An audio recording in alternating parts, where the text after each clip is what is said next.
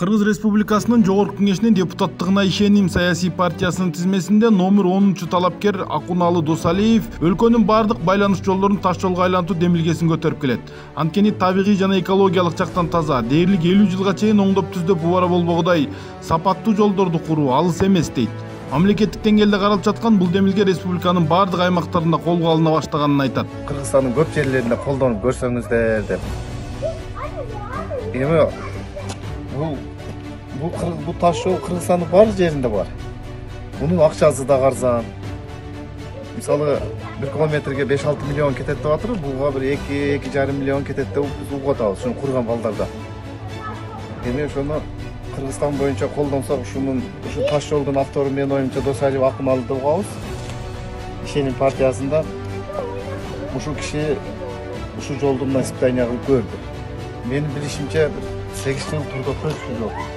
Ошого бардык кыргызстандыктар чакырып кетет элем ушул жолду куруу боюнча. Учурда балыкчы жетөгүз жолдун курулушунда Барскон аймагында эксперимент катары колдонулуп жатат. Мындан улам дүйнөнүн көптөгөн өнүккөн өлкөлөрү ишке ашырып келген бул ыкманы Кыргызстандын бардык дубандарында ишке ашырсак, өлкөнүн казынасына миллиарддаган акча каражаттар үнөмдөлмөк дейт. Кыргыз Республикасынын Жогорку Кеңешинин депутаттыгына ишеним саясий партиясынын тизмесинде номер 10 талапкер Акуналы Досалиев. Жөнөкөй тил менен айтканда бир 1 километр жол азыр биз асфальт жол 6 миллионго чыгып атса, тиги таш жол 2 миллионго чыгып атат да, эксперимент 2-2,5 миллион болду. Эми сырттан келип, четтен келип бизге куруп бергендерин көрдүк биз.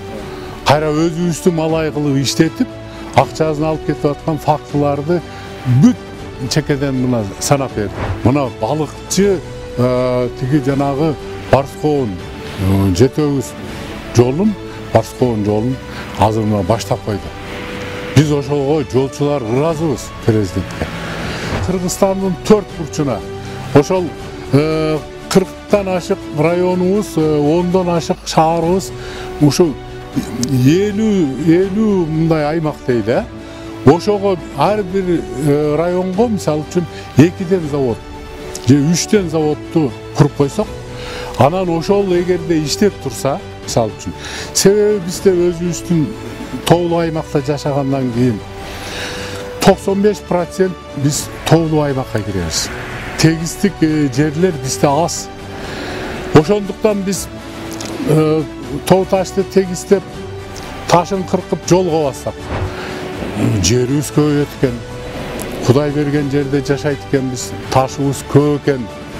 А эгерде мына өзүңүздөр ошо биринчи эле ошо мамлекеттик деңгээлде таш заводко гана кетет экен акча.